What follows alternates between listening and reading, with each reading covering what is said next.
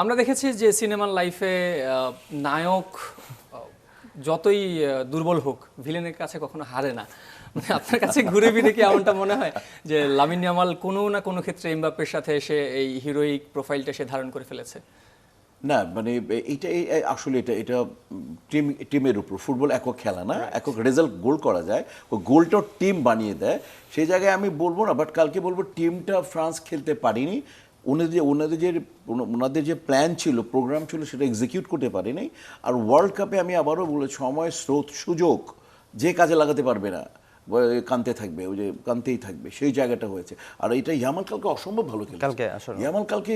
ইয়ামালের গোল একটা বাতিল হলো, ধরে না, ওটা ধরে নিলাম ওটা অফসাইড, কিন্তু সে কালকে যে অ্যাসিস্ট, কালকে সে যে খেলেছে, কালকে সে নিজেকে একটা ফ্লারিশ করলো, মানে একটা হিসাবে।